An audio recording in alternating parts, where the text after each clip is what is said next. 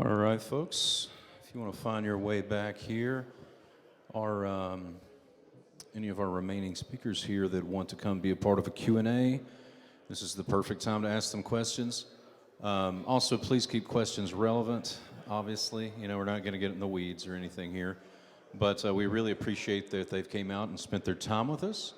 I will be the mic runner. They will be sharing a mic here. I'll be the one. Just please simply raise your hand. I'll come to you, make the question brief, and let them answer. And remember, this is questions, not dissertations.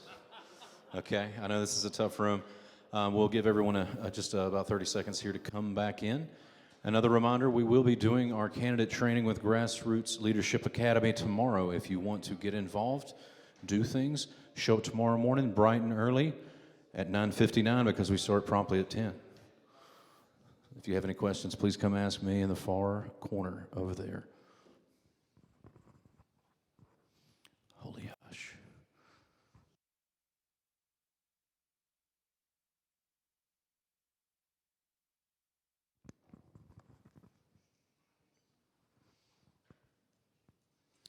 So if any of our remaining speakers want to come and take a seat here, I will be the runner for all the questions. As we said, please ask questions, not give dissertations, and let our gentlemen speak accordingly.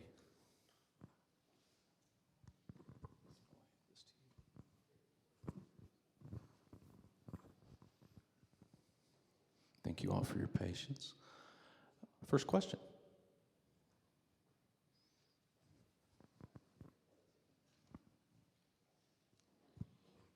Do any of you think that the BRICS coalition has a chance of taking down the dollar at all?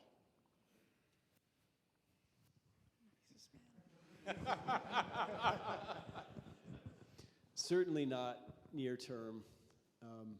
The question becomes, take down the dollar and replace it with what? That's the question. I'm a Bitcoin fan, but I also recognize that Bitcoin is not yet prepared to step into the breach, even with the Lightning Network as a payment system for vast countries or regions or the whole world. And so you have to understand that the number of dollars out there swimming around in the sea are just so enormous that it's like a game of musical chairs. Nobody wants to end up with the dollar last. So all of the BRIC countries are in worse shape than America, both in terms of their fiscal and monetary policy.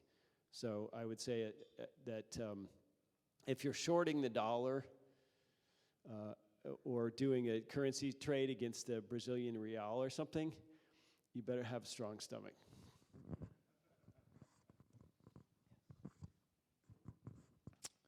I agree with that sentiment. I think in general the US dollar will be the last fiat currency standing.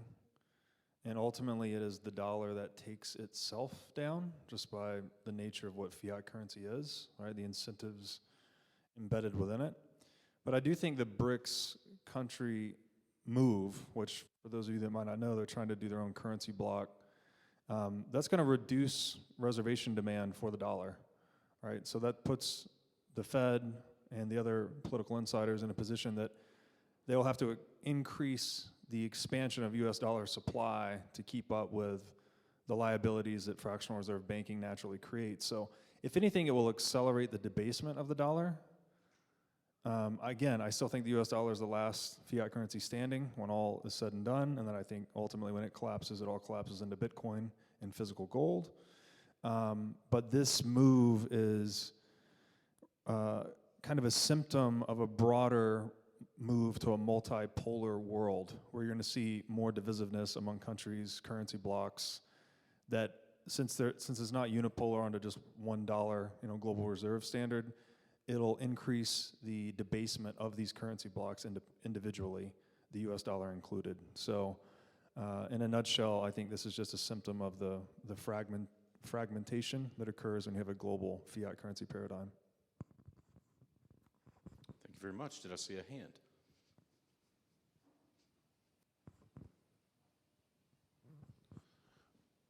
Do you think that the Mises Institute could produce a GDP calculation with government spending counted as consumption?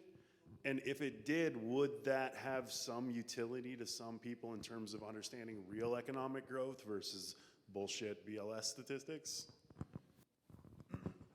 I know that Rothbard proposed a GDP calculation that is, it's not so much that the government is viewed as consumption, but he removes the government portion from the GDP calculation. Perhaps it could be, I think it'd be interesting for, certainly for some quantitative research, if we could get like panel data or a time series of GDP, but actual, like a more realistic GDP figure, and then kind of track that through, say, the 20th century and kind of redo some quantitative work and see if there are things that, oh, maybe the government did work, but it's more that that's results just driven by the way that GDP is calculated, and then once you negatively account for the government spending, then it tells the opposite tale, which is what we see with Robert Higgs, where he has a paper where he did this for the World War II period, where he removed the government spending portion from GDP, and so instead of seeing a rise during World War II, you see a massive dip. So there is, this idea has certainly been considered, but at least as far as I know, there's no data series that kind of does this through a large period of time. If you Google Mark Skousen, he produces a metric called gross output, which is basically what GDP ought to be, an attempt to measure the actual productive output of a particular country. Well, the US is where he calculates it, but he was very much thinking along the lines of Rothbard in that. This is so important because when people like Robert Reich and Paul Krugman come out and say, the poor are getting poorer, look at thus and so of a metric, what they often do is never follow individuals themselves. So what you could actually do when you're spanning wealth over time is look at which products and services could only poor people afford at some time, and then look in the present day and see what percentage of people in lower incomes have access to those products and services. That is never done. Instead, what they say is, let's look at this income demographic and then see what it used to be and then see what it is now. This is akin to saying, well, the average freshman in college is 18, and after 10 years, we went back to that college, and the average freshman was still 18 years old. Therefore, no one ages at this college. What that leaves out is the fact that those are individuals going within groups over a span of time. So no, the poor are not getting poorer, contrary to what Paul Krugman says, much as he'd like to make us poor with his quantitative easing policies. So certainly those are the best metrics that I've come across. Look at the average income of a 16-year-old, 36-year-old, 56-year-old, and then look at actual products and services. Television, access to healthcare, cell phone, housing, square foot per household, and see what percentage of people have access to those products and services. Much better than GDP. I don't have anything to add to that. That was really good. Next question.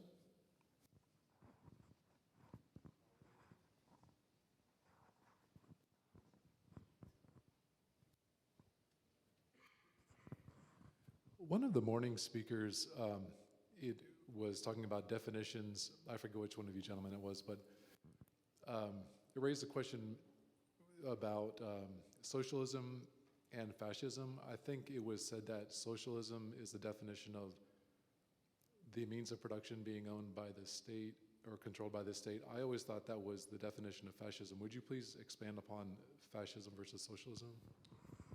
I'll just quickly give my favorite definition of socialism, which is from Hoppe, that it's an institutionalized policy of aggression against private property, whereas capitalism would be the opposite, right? An institutionalized policy of respect for private property and contract law.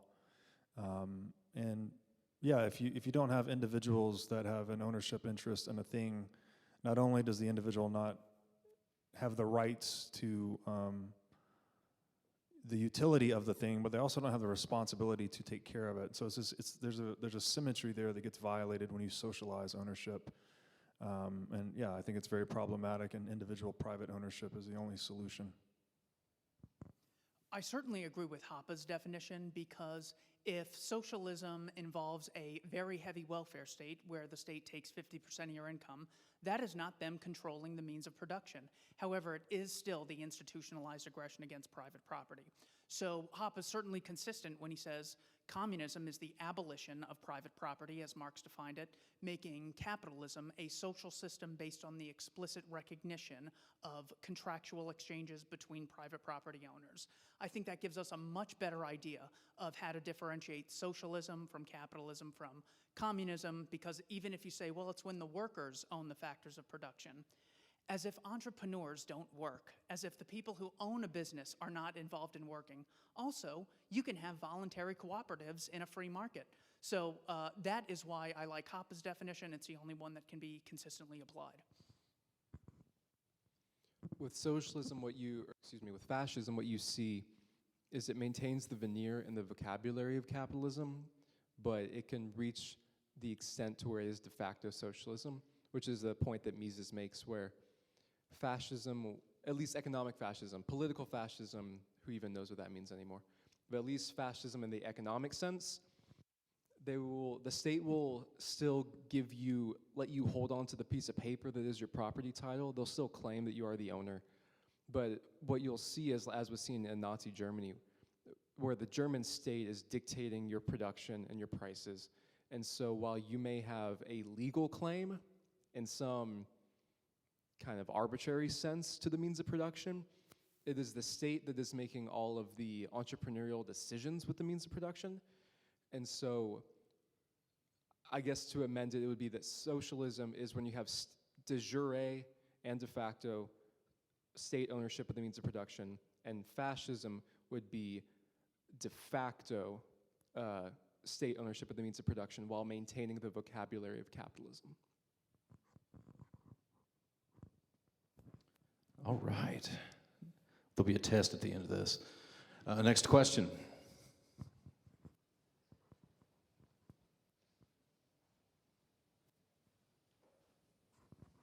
Hi. First, thanks to all of you for being here today. It's been awesome.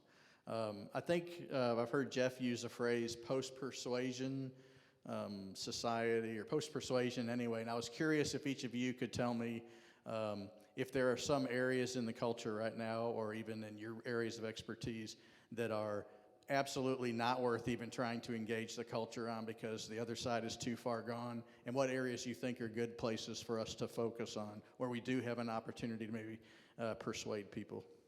Thank you.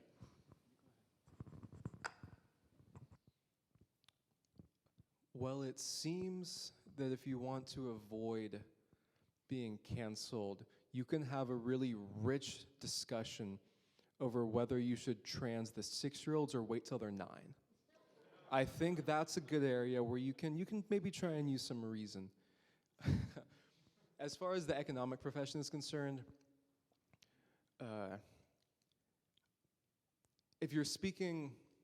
I'm speaking with another economist, then assuming that they're not a Marxist and they're at least a neoclassical, then I would say most topics, it's possible to have some type of intellectual economic conversation, even if you don't convince them of the merits of the Austrian school, and I stay in Austria and the other person stays in neoclassical. I think there's enough respect and thirst for truth there. But if I'm dealing with someone who claims to be a Marxist economist, I mean, I don't even know where to begin with that. So it's a similar thing where, for example, to use an example from a different field, there's a Catholic apologist, Trent Horn, and so he said that he's kind of stopped debating Protestants on some topics that have to do with Catholicism. Like, he's not going to debate a Protestant on is it okay to pray to the saints, because ultimately that debate is just going to come down to, do you or do you not accept the authority of the papacy and the magisterium? So Trent's like, so I'm not even, we're so far apart that I'm not sure that that's even worth having a discussion. We might as well just have the authority discussion. And so I think it's the similar type of thing with a Marxist, but I think at least in the economics profession, I think most economists are still, roughly speaking, looking for truth. Because we even see that there's this kind of a turning away from statistical significance in quantitative research, because there's kind of a crisis going on in economics right now. And because they went so hard into the quantitative stuff, but I think they're starting to retract on it. Because now we're seeing discussions of, well, whether it's statistically significant or not doesn't seem to matter. Is there economic significance in my results? And so that seems to me to indicate that there's still a thirst for truth. And so if the person with whom you're dialoguing still seems to ostensibly be searching for reality and searching for truth, then you can have any type of conversation you want with them. But I think you can also determine pretty quickly if they're not that kind of person. And if they're not that kind of person, then, I don't know, talk about sports or something. It is extremely difficult to get someone to admit, you know, for the last 1,000 Facebook posts, I guess I've been terribly wrong. Thank you, Mises Institute and Caucus. This was such an enlightening thing. One of the things you can do is drastically increase the amount of insecurity they have in their position.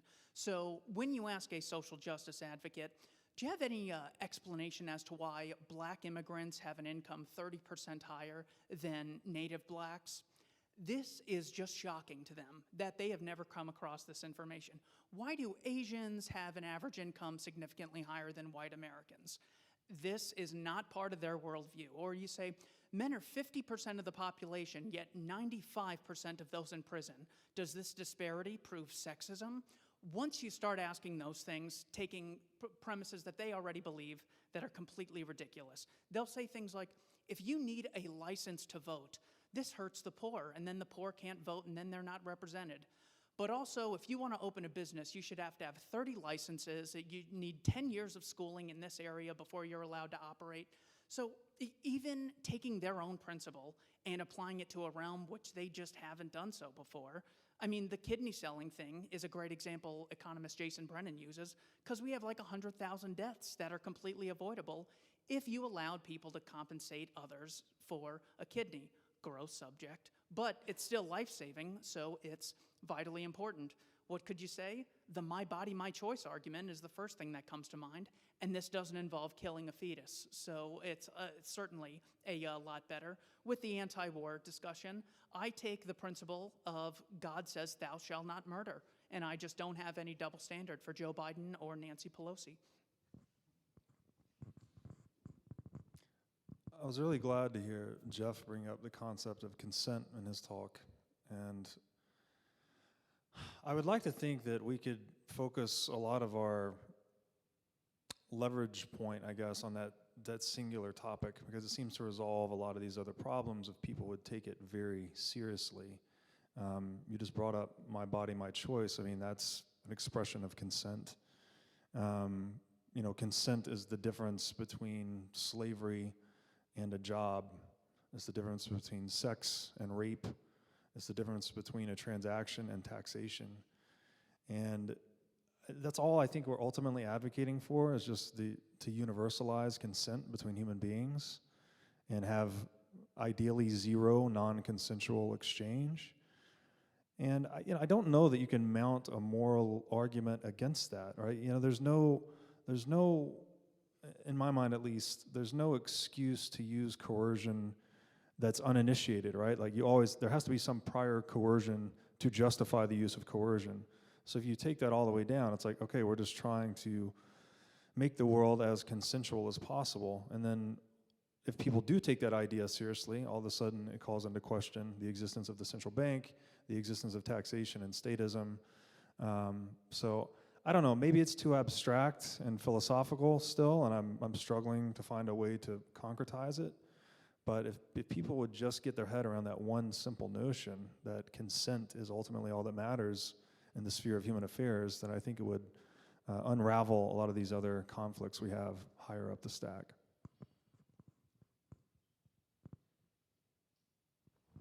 Right here.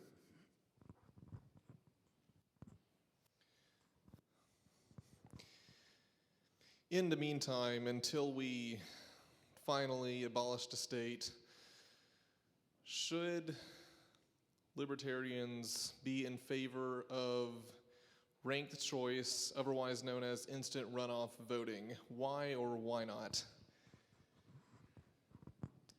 Yes, because I did a little research and it increases the likelihood that Dave Smith will win by like 1%.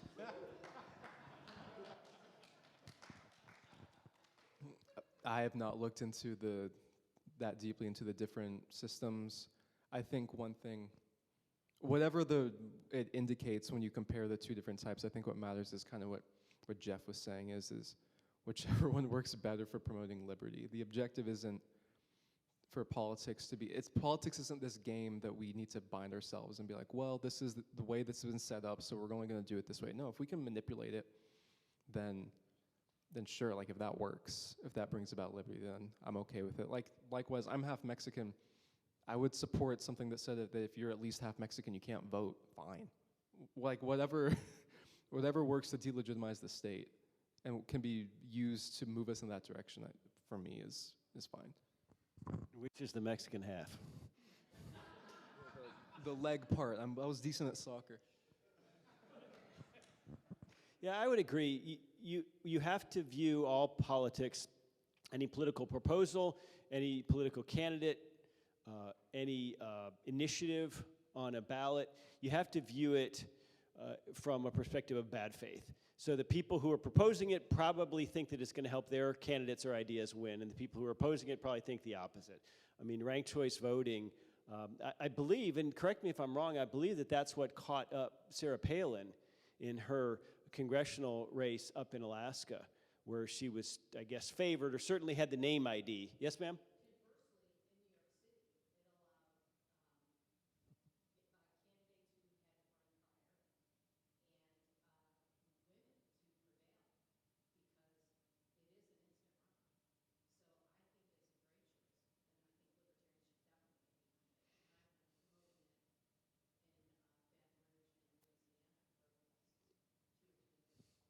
Okay.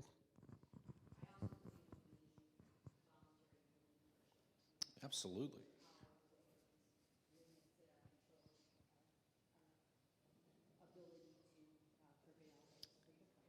Absolutely. Thank you very much. We're going to continue. If you have a question, we will continue. We did have one question come in from someone who was previously here. Where do you see the softest moment to build bridges currently with the cultural climate to be able to espouse your values to someone who might have not been as receptive but are now more open-minded? Well, it's COVID. The response to COVID and the approach to COVID absolutely crossed political and ideological lines, and I think RFK Jr. is already tapping into that. Even people who accepted or agreed with the lockdowns, even people who accepted or agreed with vaccine mandates, some of them are having second thoughts. And all the people who didn't agree with those two things, he went up there and gave a talk that harkened back nostalgically to his father and his uncle.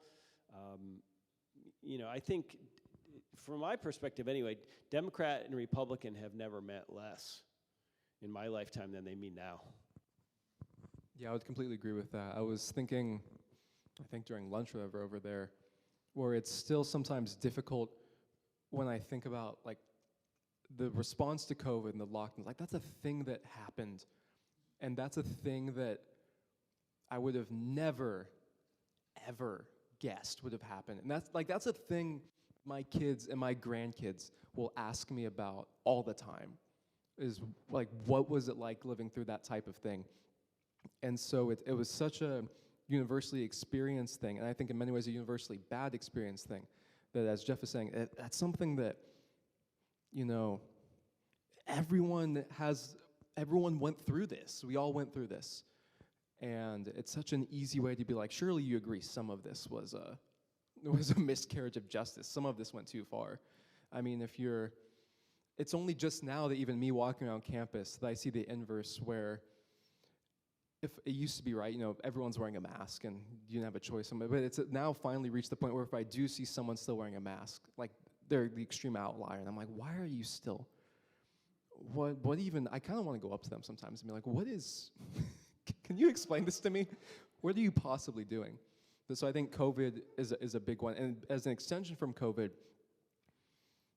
DeSantis and Florida's response to it, I think, is a really interesting way to kind of get someone, at least if they're right-leaning, to kind of get on board with the decentralization program and getting things out of DC. Because if everything had stayed in DC, if Fauci had made the decision for the entire country, we would have been so screwed.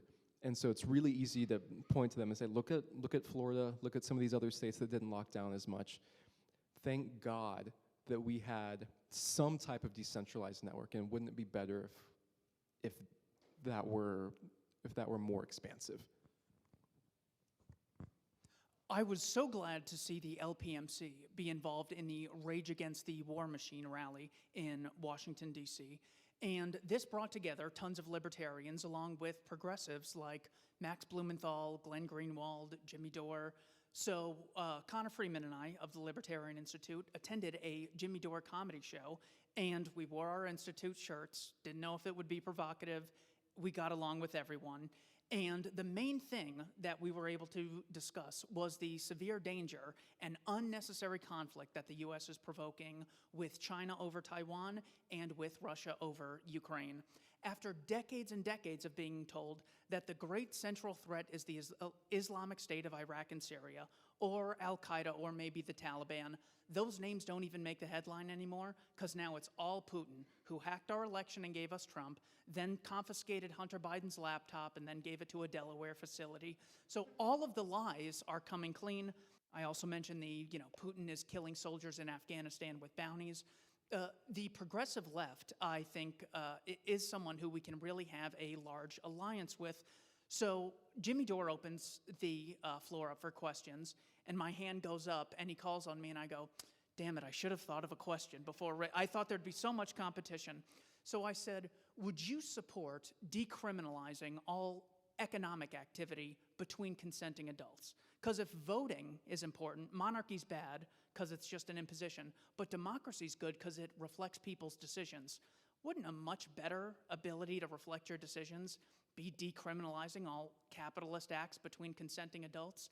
And it looked like Jimmy had never thought of this question before. Credit to Robert Nozick in Anarchy, State, and Utopia. I love stealing stuff from him. And he goes, I bet you're asking about prostitution, aren't you? Yeah, you're wearing a libertarian shirt. That had never occurred to me. But he goes, yeah, sure. Now, of course, he doesn't grasp the implications of it just yet. However, with that sort of messaging, with that sort of crowd, who we already agree the psychopath class is trying to lie us into a potential nuclear exchange, at that point, they're a little more open to us. So my answer to that is the Russia, Ukraine, China, Taiwan deception that's being run. I don't know if this is the softest spot, but in the attempt to move orthogonal to the political left-right divide, there's a lot of the reason why I try to focus my work on the nature of money itself, that I think it explains the existence of institutions, the genesis of institutions like the central bank and the state, that they're ultimately just businesses, right, trying to increase their bottom line. And so, there was a sign, like a picket sign being used, I think this was post-COVID, and someone was astute enough to put on this sign, says, if they can just print money, then why do we pay taxes? And it just seemed, I was like, wow, that's such a great meme. Like, if people really just pondered that question for a while, maybe they could try to kind of see through the illusion. And, I feel like when we get into the left-right divide, it's like people get so entrenched in their own ideological camp. I mean, we can feel this.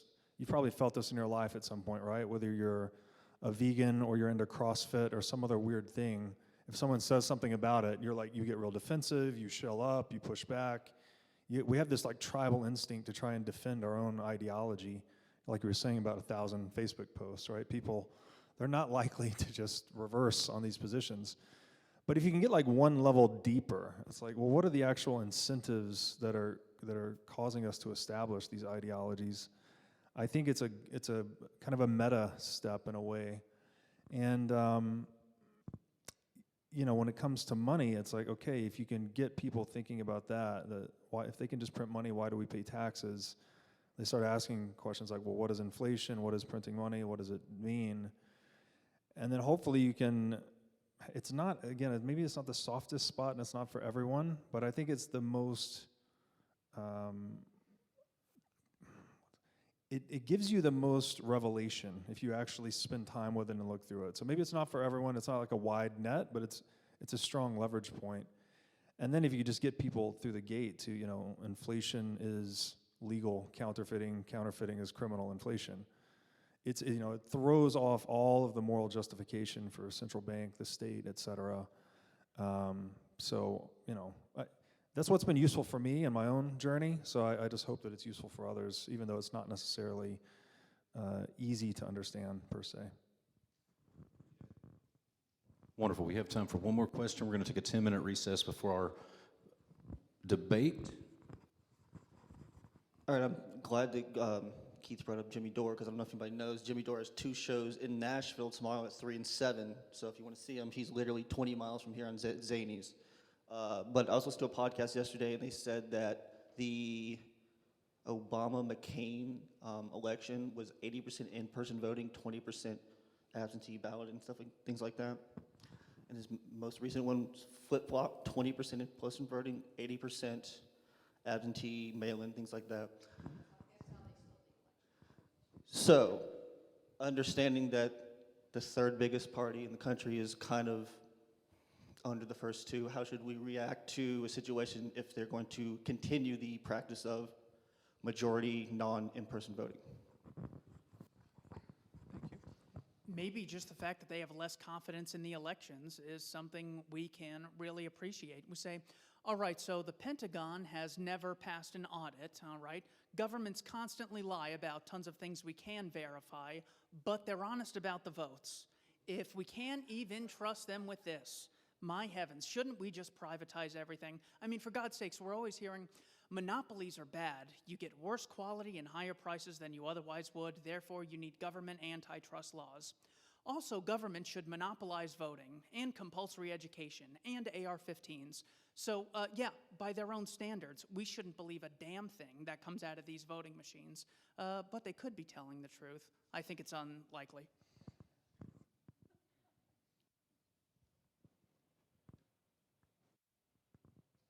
All right, guys, give a round of applause for our speakers. Thank you guys so much. Very insightful. We are going to take a 10-minute recess, reset the stage, and then we will have our Destiny Clint Russell debate followed by a Q&A with those 2 gentlemen. Thank you very much. See you in 10.